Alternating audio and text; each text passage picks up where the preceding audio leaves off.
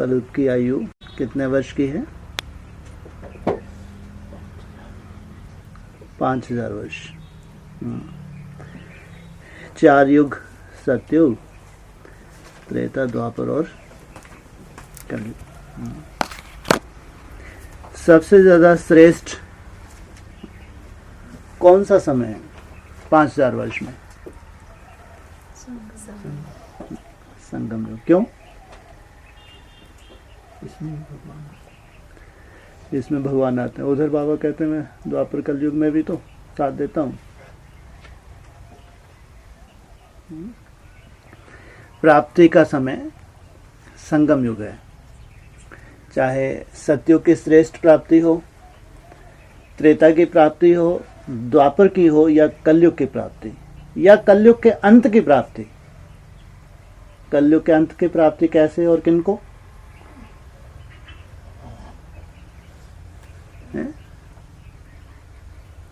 हाँ जी। सतयुग की प्राप्ति 16 कला, त्रेता की प्राप्ति 14 कला, द्वापर की 8, कलयुग की 4 और कलयुग के अंत में कलाहीन। तो भले कलयुग के अंत की प्राप्ति हो या सतयुग के आदि की प्राप्ति हो, प्राप्ति का आधार संगम युग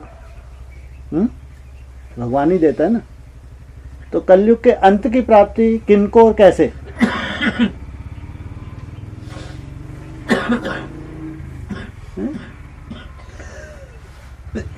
हाँ जी।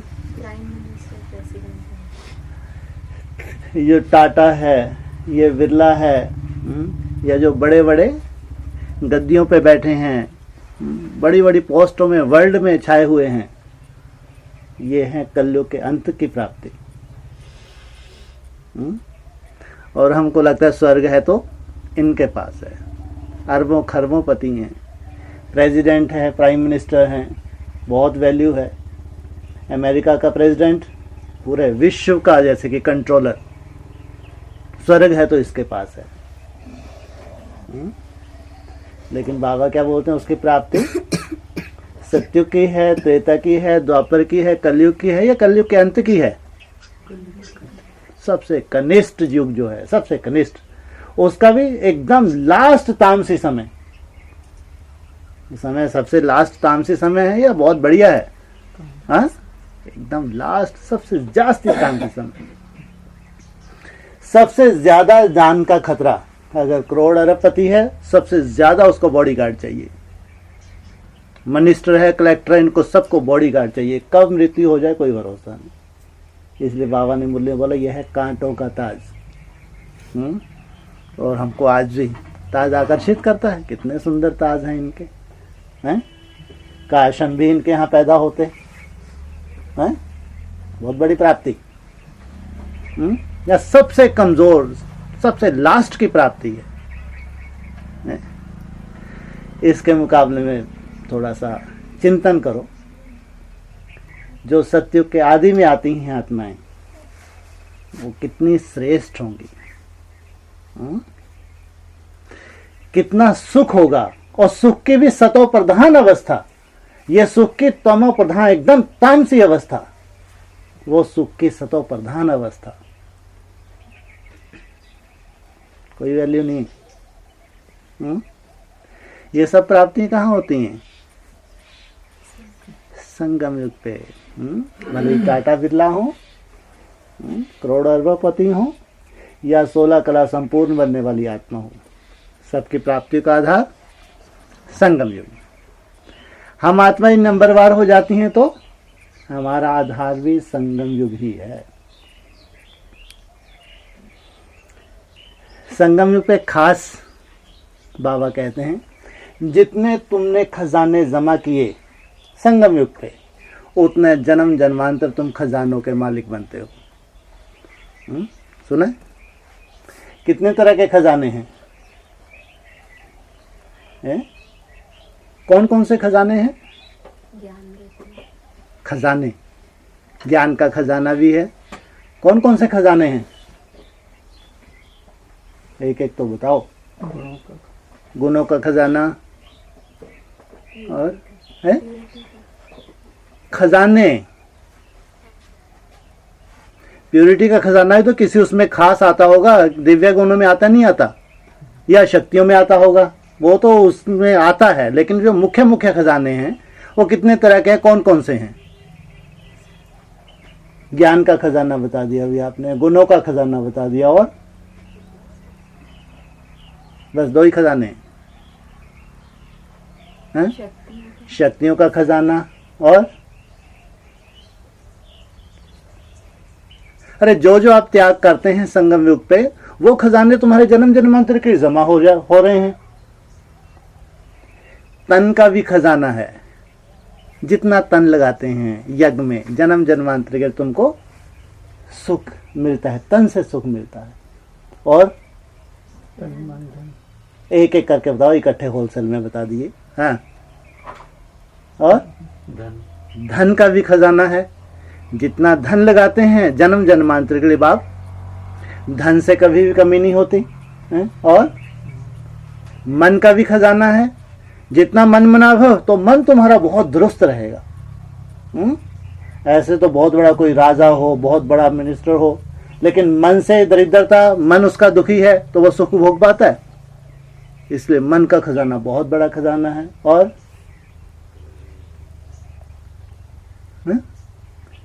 तन का हो गया, मन का हो गया, धन का हो गया, गुणों का हो गया, शक्तियों का हो गया, और समय का खजाना। और नहीं कोई खजाना बचा है? संबंधों का भी खजाना है। तो ये ऐसे कम से कम 6-7 तरह के खजाने हैं, मुख्य मुख्य खजाने, जो संगम युग पे जितना हम खजाने लगाते हैं यज्ञ में, उतना ही जन्म जन्मांतर के लिए हम भरतू रहते हैं। और इनमें आज सबसे ज्यादा कौन से खजाने की वैल्यू है वर्तमान समय? मन। बोले मन, समय का खजाना। और सबसे ज्यादा वैल्यू है समय का खजाना, सबसे ज्यादा वैल्यू। सबसे वैल्यूएबल खजाना कौन सा है वर्तमान समय? समय का खजाना सबसे ज्यादा वैल्यूएबल है। और इसी के ऊपर दुनिया की बात तो छोड़ो, दुनिया के पास तो समय है ही नहीं। उनको बोलो चलो आश्रम, बोले अभी समय नहीं है, उनके पास तो समय है ही नहीं। लेकिन हम ब्राह्मण आत्माएं क्या उस समय की वैल्यू को जानते हैं? ये हमारा एक एक सेकंड, एक एक मिनट कितना वैल्यूएबल है, क्या इसकी वैल्यू को हम ब्राह्मण आत्माएं जानते हैं? श्रेष्ठ से सर्वश्रेष्ठ समय का खजाना। समय में एक दिन में कितने घंटे होते हैं? 24 घंटे। और बाबा ने तुमको छोड़ दिया 4-5 घंटे। योगियों के लिए तो 4 घंटे सफिशिएंट होते हैं, 4-5 घंटे ठीक है, आराम करिए। उसके बाद कम से कम 18-20 घंटे समय सबसे ज्यादा कीमती है वर्तमान समय। क्या इसकी वैल्यू को जाना है? और आज की बात करते हैं वर्तमान समय की। सबसे ज्यादा समय की वैल्यू कब बढ़ जाती है लौकिक दुनिया में भी? किन के लिए समय की वैल्यू बहुत बढ़ जाती है लौकिक दुनिया में? हाँ, जब उन्होंने टारगेट फिक्स किए होते हैं किसी भी तरह का, हाँ, खासकर जो स्टूडेंट्स होते हैं उनके एग्जाम होते हैं, जैसे जैसे एग्जाम करीब आता है तो समय की वैल्यू बढ़ती जाती है उनके लिए। ऐसे ही जो अच्छे बिजनेसमैन होते हैं उनके जो टारगेट्स होते हैं बिजनेस के, जितना इतना टारगेट करीब आते हैं उनकी वैल्यू समय की बढ़ती जाती है। हमारे लिए भी भगवान ने बता दिया, तुम्हारा जो लास्ट समय है, लास्ट एग्जामिनेशन हॉल में एंट्रेंस कह दो, एग्जाम जो आप तुमने अभी तक पूरी पढ़ाई पढ़ी है उसके रिजल्ट्स कह लो, एकदम सामने, या जितना करीब वो समय आता जाता है, जैसे बाबा ने खास 18 के लिए इशारा दिया। 111 बना नई दुनिया की शुरुआत कब से? 2018। तो पुरानी दुनिया का विनाश और नई दुनिया की स्थापना।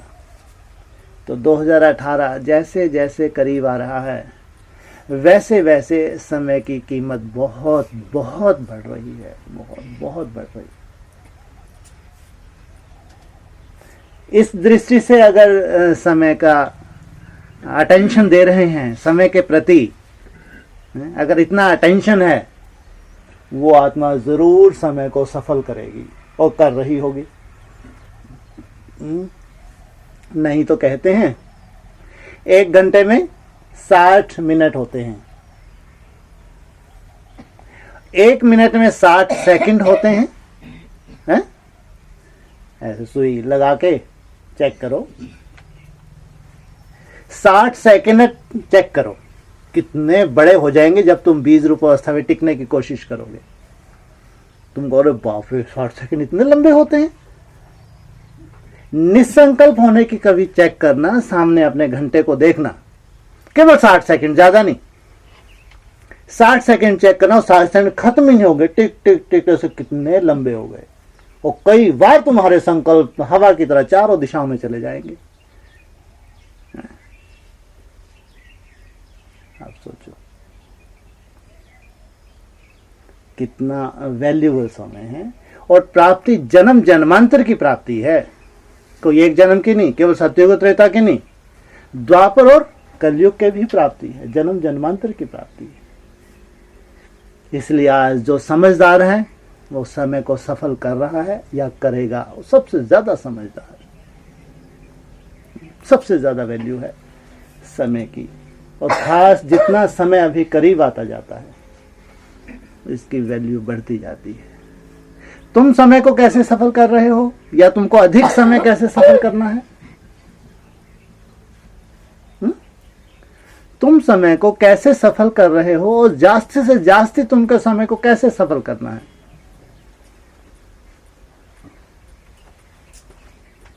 बोलो। सफल ही नहीं कर रहे, कर रहे हो तो कैसे कर रहे हो?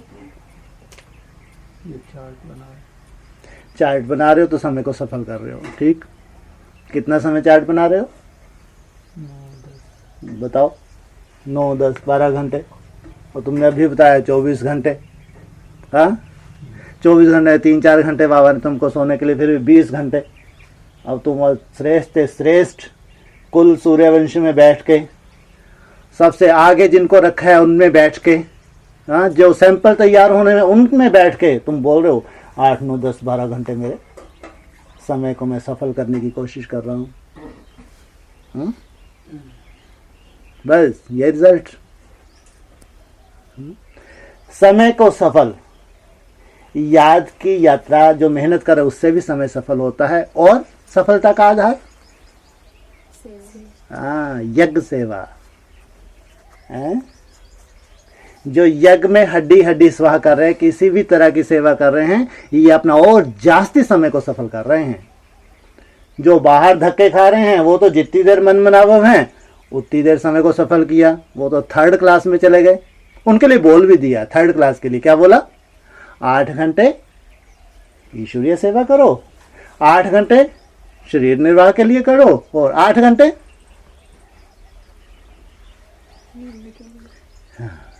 8 घंटे शरीर निर्वाह, 8 घंटे तुम लौकिक काम धंधा करो, और 8 घंटे ईश्वरीय सेवा। 3rd class. इनको तो मुरली में ही बोल दिया। बाबा को मालूम है बाहर रहेंगे, बाहर धक्के खाएंगे, तो इनकी बुद्धि ज्यादा तो लगनी नहीं है कि इधर उधर उलझेगी जरूर। इतना ही कर ले तो भी काफी है, बहुत बड़े इनके मार्क्स तो हैं नहीं है? लेकिन जो यज्ञ के भांति हैं, यज्ञ में ही समर्पित हैं, जिनको लगता है ज्यादा से ज्यादा सफल होना चाहिए, उनके लिए कितने घंटे बताया? कम से कम 16 घंटे, 18 नहीं, उनसे डबल, जस्ट उनको जंप दे दिया। कम से कम बोला, जो यज्ञ में ही रह रहे हैं, यज्ञ में ही खा रहे हैं, यज्ञ में ही पी रहे हैं, कोई बंधन नहीं है, निर्बंधन है, इनको कम से कम बोला तुमको कम से कम 16 घंटे ईश्वरीय सेवा में देने चाहिए। डबल जंप हो गया ना, बाहर धक्के खाने वाले और यज्ञ में रहने वाले, जस्ट डबल, इसलिए कम से कम बोला। तो यज्ञ में जो भी रह के कर्म कर रहे हैं, करना सेवा कर रहे हैं, ये भी उनका समय सफल हो रहा है। और खास अभी कुछ लंबे समय से बाबा ये इशारे दे रहे हैं, सेवाधारी बच्चों को बाप बहुत याद करते हैं। सुना नहीं सुना? हाँ, और बाहर ईश्वरीय सेवा कहेंगे ना, तो हम विशेष ज्ञान सुनने सुनाने का बाबा ने सब्जेक्ट ही अलग कर दिया। अगर तुम ठीक है, बहुत अच्छा इधर उधर ज्ञान सुनाने जाते हो, चलो ठीक है, वो भी सफल कर रहे हो, लेकिन वो यहाँ तो एडवांस में वो सब्जेक्ट भी नयों की कोई जरूरत है? हाँ, नयों की कोई जरूरत नहीं, इसलिए सेवा के लिए भी कोई खास बोलते नहीं है। हाँ, जो कोई कोई होंगे ऑटोमेटिक तुम्हारे द्वारा बाबा उनको निमित्त बनाएगा, तुमको इशारा मिलेगा, वो निकल आएंगे। यहाँ तो बहुत रॉयल चाहिए, रॉयल क्वालिटी चाहिए। हाँ, और कम से कम जो सत्युग के आदि की जो है, जो फर्स्ट ग्रुप है, वो चाहिए। यहाँ तो 9 लाख या 4.5 लाख की भी बात नहीं है। इसलिए बाहर तो तुम्हारे ज्यादा सफलता की बात ही नहीं है। हाँ, फिर भी तुम्हारी मेहनत है, अगर हो सकता तुम बाहर रह के भी 18 घंटे का चार्ट बना रहे हो, 16-17 घंटे का चार्ट बना रहे हो, तो इसका मतलब इस तुम्हारे लिए इशारा क्या दे दिया? अंदर वाले रह जाएंगे, बाहर वाले ऐसे कोई कोई।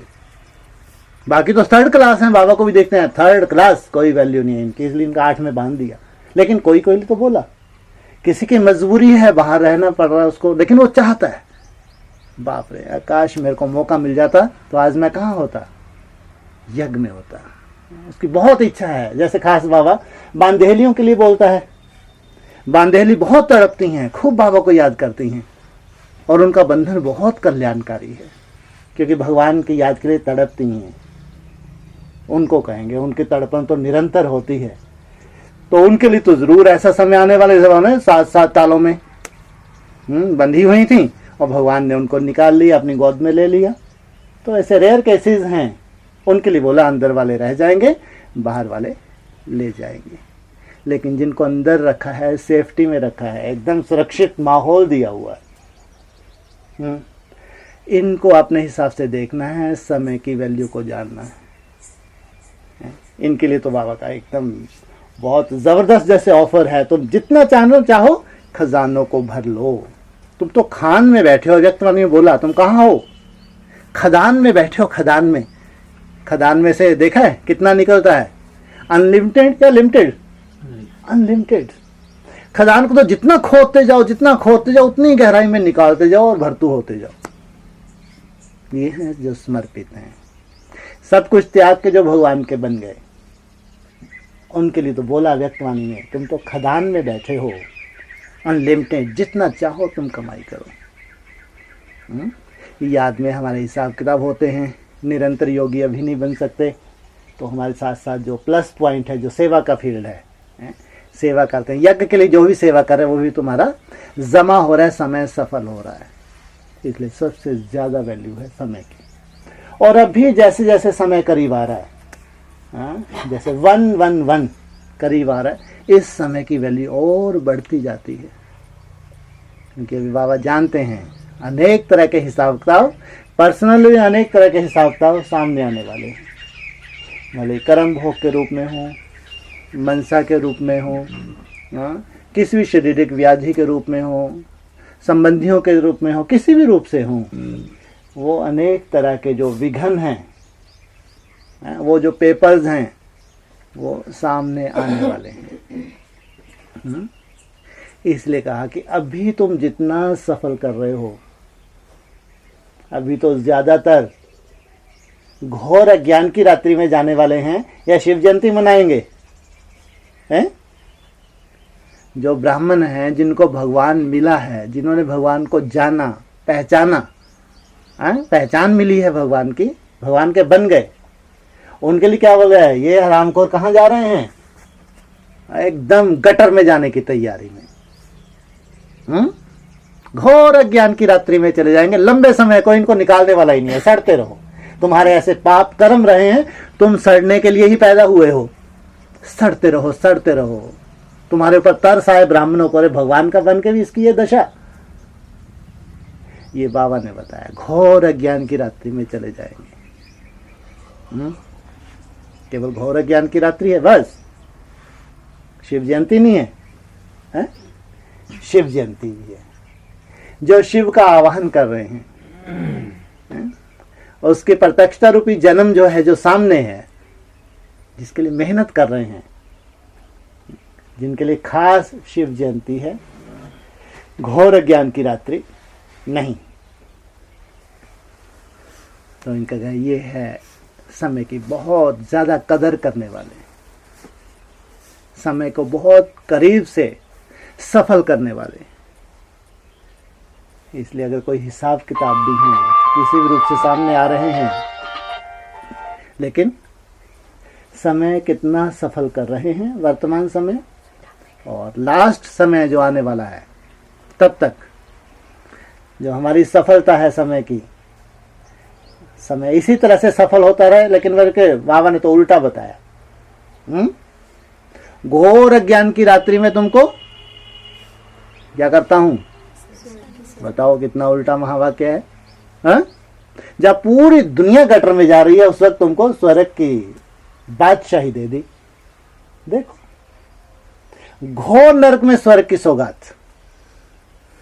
कोई कोई इतने सुंदर, आज्ञाकारी, वफादार, ईमानदार ऐसे बच्चे हैं, जब पूरी दुनिया, खासकर ये ब्राह्मणों की दुनिया, एकदम अज्ञानी बनने जा रहे थे। जैसे आज ही बोला ना, जो संदेश है खास 23 जुलाई का, इसको तो बाबा खूब हाईलाइट कर रहे हैं।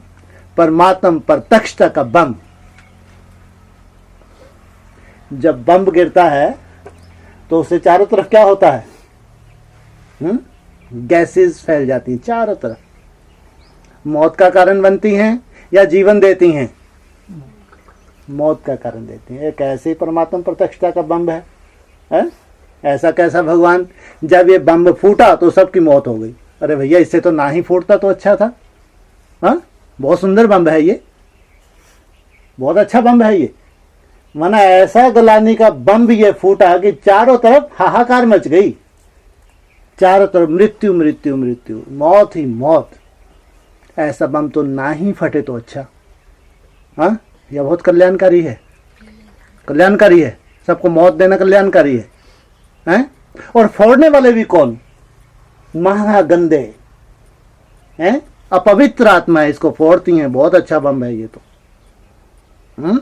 फोड़ने वाले भी कौन बताया? उसमें खास जो यंग हैं, यंगों में गिनती किनकी की? यूथ में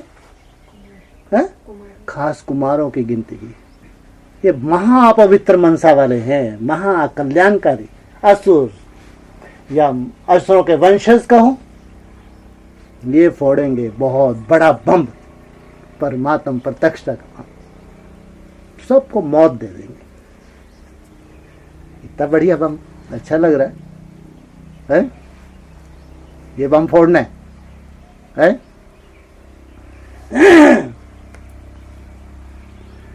दो तरह के यूथ हैं। एक तो फोड़ते हैं ऐसा बम जो चारों तरफ ऐसी गैस उड़ जाए, गैसेस फैल जाए, सब अनिश्चय बुद्धि बन जाए, सब उंगली उठाएं, अनिश्चय रूपी बन जाए, मृत्यु को प्राप्त हो। लेकिन अव्यक्त वाणी में परमात्म प्रत्यक्षता का भी बम बोला है या नहीं बोला? अव्यक्त वाणी सुना नहीं सुना?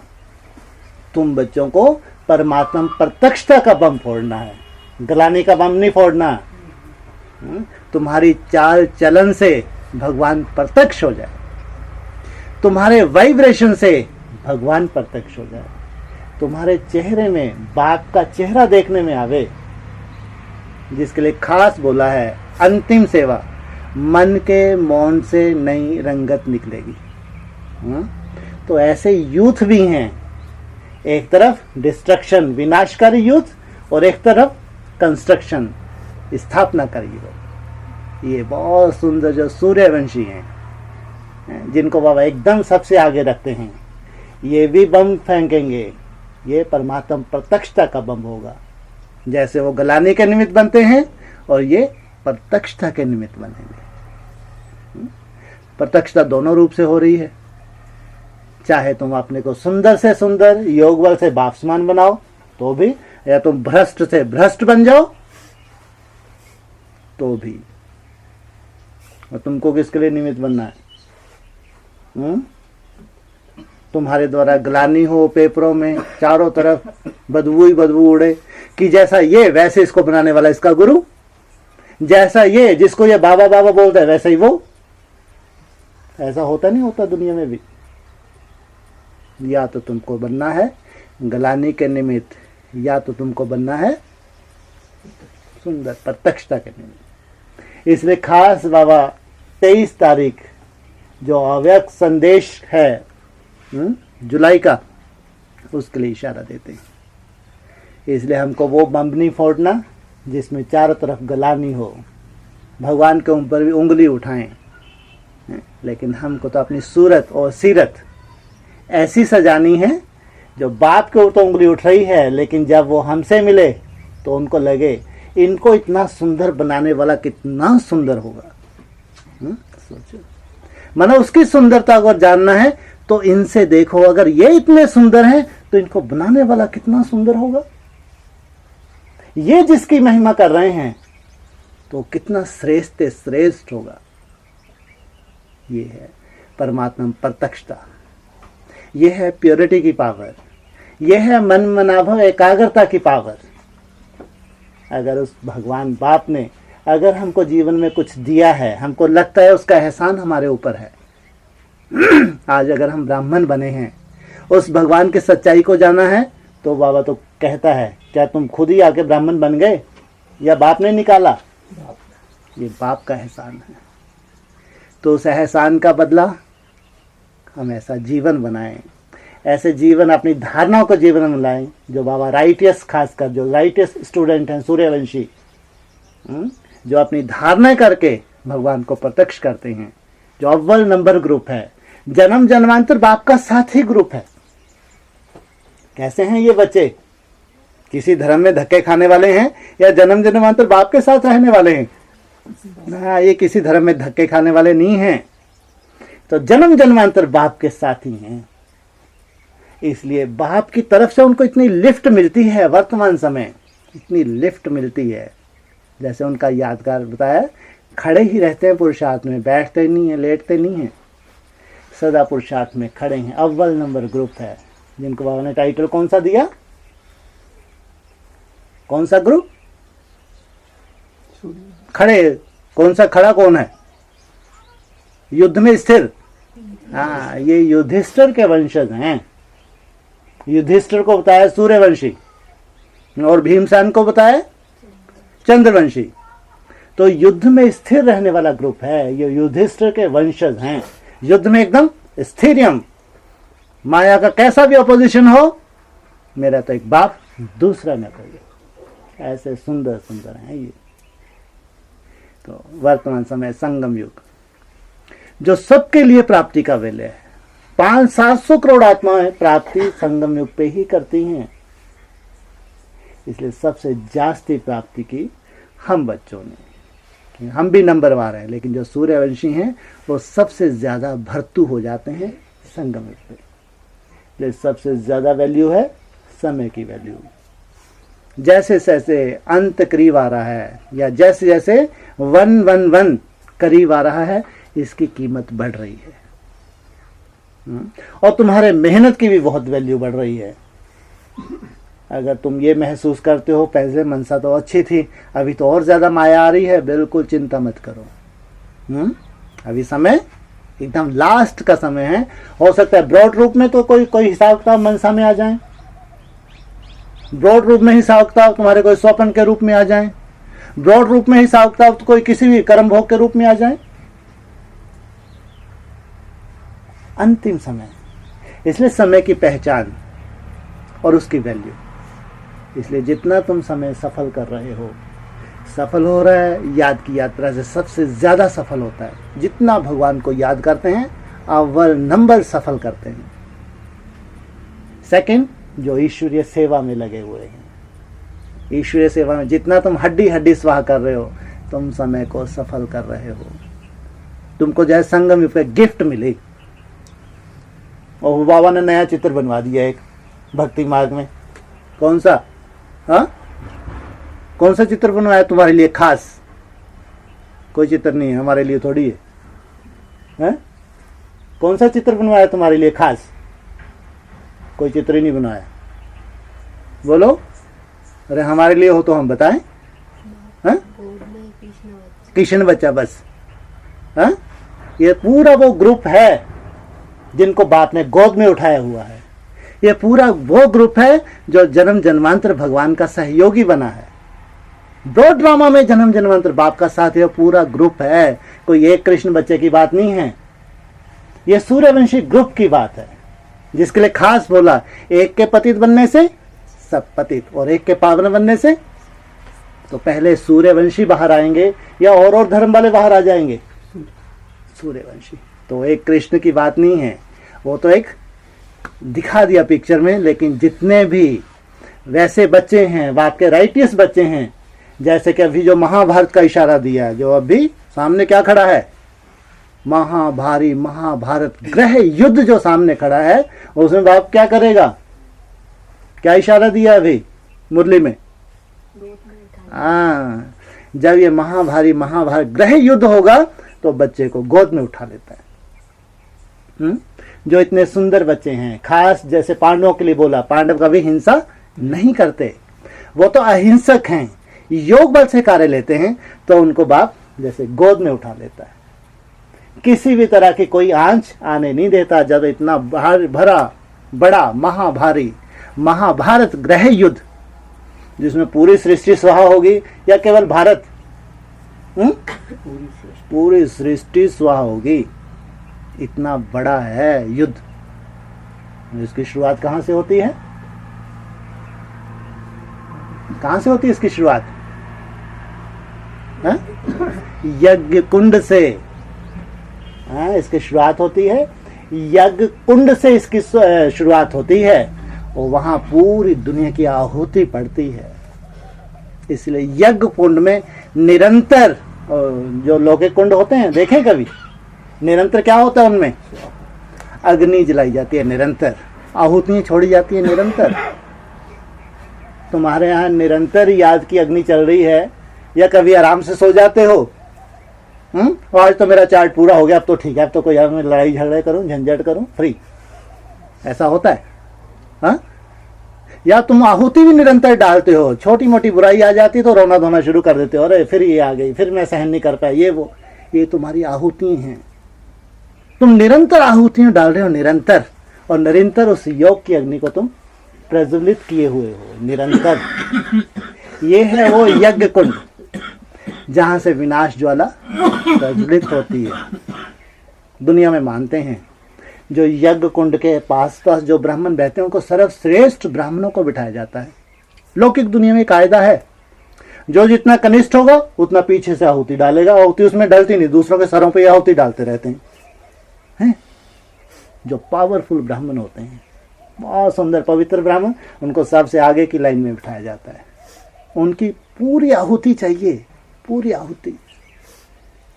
वैसे जो सर्वश्रेष्ठ ब्राह्मण है भगवान की निगाह में, उनको यज्ञ कुंड में आगे आगे बिठाया हुआ बाबा ने। उनसे निरंतर याद की बाबा अग्नि प्रज्वलित कर रहा है, और अपनी कमजोरियों की निरंतर आहुति दे रहे हैं। अगर कमजोरी उनके अभी है भी, बार बार बाप को एप्लीकेशन लगाते हैं कि बाबा ये क्यों, मैं यहाँ किस लिए आया हूँ, किस लिए आई हूँ, प्लीज बाबा मेरे को इससे छुड़ाओ। ये है आहुति, अपनी कमजोरियों को छोड़ने की आहुति। ये है यज्ञ कुंड, जिससे विनाश ज्वाला प्रज्वलित होगी तो पूरे विश्व को चपेट में लेगी। लेकिन वो श्रेष्ठ ब्राह्मण जो आगे आगे बैठे, उनको आंच लगती है? कोई आंच नहीं लगती। उनको जैसे भगवान गोद में उठा लेता है। इसलिए समय की बहुत बहुत वैल्यू है। और ये वैल्यू दिन प्रतिदिन बढ़ती जा रही है। जैसे जैसे लास्ट समय करीब आ रहा है, खास अभी वर्तमान समय जो बोल दिया, कितनी देर के लिए बोल दिया हैं जी? और अभी कुछ दिन पहले मुरली चली ना, 2-4-6 दिन पहले, 1 मास। और ब्रह्मा बुद्धू उसको समझ में नहीं आया, बोला गीत लगा दो। ये 2-4 दिन पहले चली ना मुरली, 1 मास का इशारा दिया। 1 मास का इशारा कहाँ के लिए? कौन सी डेट पे खत्म हो जाता है? 5 दिसंबर। यह है तुम्हारा बड़े ते बड़ा दिवस। बड़े ते बड़ा दिवस शिव जयंती को कहें, बड़े से बड़ा दिवस कृष्ण जन्माष्टमी को कहें, बड़े से बड़ा दिवस दीपावली को कहें, रामनवमी को कहें, या 5 दिसंबर को कहें। कहते 5 दिसंबर, जिसके लिए खास 2016 की अव्यक्तवाणी में बोला, 5 दिसंबर को बोला ये है तुम्हारा अव्यक्त दिवस। और ब्रह्मा कुमारी का दिमाग खराब कर दिया। एकदम सबके ऐसे मुंडे खराब हो गए। ब्रह्मा कुमारी क्यों? 18 जनवरी है स्मृति दिवस, ये तो दादी आउट होगी, इनकी तो बुद्धि खराब होगी। अब ब्रह्मा भी हर कुछ अगड़म सगड़म बोलने लगे। 5 दिसंबर को अव्यक्त दिवस बना रहे, जबकि 18 जनवरी है अव्यक्त दिवस। तो मुंडे खराब होंगे नहीं होंगे? सबके मुंडे खराब हो गए। लेकिन ये है इशारा उन ब्राह्मणों के लिए जिनके लिए खास 5 दिसंबर अभी है 2017, तो सत्य कायम हो जाएगा। 17 में ही कायम होगा, 18 में कायम होगा? 17 के लिए बोला सत्य कायम होगा। और स्मृति दिवस पे क्या होता है? जितनी भी अव्यक्तवाणी चली हैं स्मृति दिवस की, जितनी भी खास लाइन कौन सी बोलते हैं? स्मृति सो समर्थी भव। भव लगाते हैं पीछे। स्मृति स्वरूप बनोगे तो भव, समर्थ भव का वरदान। स्मृति सो समर्थी भव, अर्थात तुमको वरदान दे दिया। तुम केवल स्मृति की मेहनत करो, याद की मेहनत करो, स्वरूप बनाने के लिए तुम वरदान है तुम्हारे लिए, तुम स्वरूप बनोगे। इसलिए खास अव्यक्त दिवस के लिए कहते हैं स्मृति सो समर्थी भव। तो समर्थ बनने का जो हमारा खास टारगेट है, जो लक्ष्य है, अभी 1 महीने का जो टाइम दिया, 5 दिसंबर तक, कहेंगे समय की बहुत वैल्यू है। एक एक दिन की बहुत बहुत वैल्यू है। इसमें तुम्हारा सबसे बड़ा दुश्मन, बड़े ते बड़ा दुश्मन, उससे बड़ा कोई दुश्मन नहीं है। कौन सा? अलवेलापन सबसे बड़ा दुश्मन है तुम्हारा। उससे एक बड़ा दुश्मन कोई नहीं है समय को सफल करने के लिए। अलवेलापन जो तुम डिले कर देते हो, अभी चल आधे घंटे के बाद कर लूंगा, अभी 1-2 घंटे उसके बाद कर लूंगा, आज नहीं हो पाया कल कर लूंगा, इसलिए उसके लिए खास अव्यक्तवाणी बोला डिले इज डेंजर। तुम अगर डिले कर रहे हो तो बहुत खतरा है। उसके लिए हमको युक्ति भी बताई भगवान ने कि जो सबसे बड़ा तपस्वियों का शत्रु है अलवेलापन, इसको दूर करने की युक्ति तपस्वियों को कौन सी दी? किस युक्ति से इसको खत्म करते हैं तपस्वी? दृढ़ संकल्प। भी किस चीज का? दृढ़ संकल्प सही है, लेकिन किस चीज का दृढ़ संकल्प से अलवेलेपन को खत्म कर सकते हैं?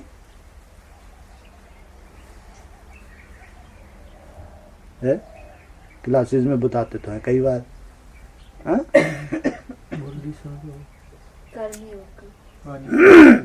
इसमें तुम जो अपने आप को बांधते हो चार्ट में, तुमने बांधा 12 घंटे में, तुमने बांधा 14 घंटे में, तुमने बांध लिया 16 घंटे, जितने घंटे में तुमने बांध लिया उसके अलावा जो है वो अलवेलापन है। समझ में आया? तुम लोग 12 घंटे, आजकल तो 12 घंटे का, तो उसके बाद 12 घंटे तुम्हारे अलवेलापन है। जितना तुमने चार्ट के बंधन को स्वयं को बांध के रखा है, उतना तुम अलवेलेपन को अपने से दूर करते हो। अर्थात जितना तुम प्रैक्टिस के लिए समय देते हो, भले ही बैठ के, घूम फिर के या कर्म में, जो तुम अपना चार्ट लिखते हो, उसको चार्ट को लिखने के लिए जो भी तुम मेहनत कर रहे हो, बैठ के या कर्म में, उतना समय तुम अलवेलेपन को अपने से दूर करते हो। और जितना तुम्हारा चार्ट कम, जब तुम संतुष्ट हो जाते हो, 8-10 घंटे चलो आज का कोटा पूरा हो गया, वो पूरा अलवेलापन है, पूरे का पूरा। माना वो समय की तुम्हारे लिए कोई वैल्यू नहीं। वैसी ही कैटेगरी में तुम बंध जाओगे। इसलिए अलवेलेपन को खत्म करने का साधन ये चार्ट, ज्यादा से ज्यादा चार्ट में अपने को बांधना, उतना ही तुम अलवेलेपन को अपने से दूर करते हो। तुम वैसे ही भाग्यशाली हो। तुम तो अपना अलग से भाग्य बना के आए हो, क्योंकि तुम यज्ञ में रह रहे हो, यज्ञ में खा रहे हो, यज्ञ में पी रहे हो, यज्ञ के लिए ही तुम हो। बहुत बहुत भाग्यशाली हो। लेकिन तुम्हारे लिए समय की बहुत वैल्यू है। यहां भी तुम्हारा कंपटीशन है। जितना तुम स्वयं अंतर्मुखी रहो, जितना वाचा में कम आओ, ये तुम्हारा सेल्फ के लिए है, खुद का पुरुषार्थ। कर्म अलग है, कर्म तो तुमको करना ही है, जो भी ड्यूटीज हैं, लेकिन वो कर्म करते करते जितना तुम साइलेंस में रहते हो, अंतर्मुखी रहते हो, माना तुम समय की वैल्यू को जानते हो। खास तुम अपने लिए समय को ज्यादा से ज्यादा सफल करना चाहते हो और कर रहे हो। इसलिए कहा अंतर्मुखी सदा सुखी। इसलिए अव्यक्त दिवस 5 दिसंबर और 1 महीने का इशारा। इसलिए जितना समय नाजुक सामने आ रहा है, समय की वैल्यू बढ़ रही है। उस समय को ज़्यादा से ज़्यादा सफल करना, ये है समझदार, बाप समान समझू से आने स्टूडेंट, बाप समान बच्चे। ओम शांति।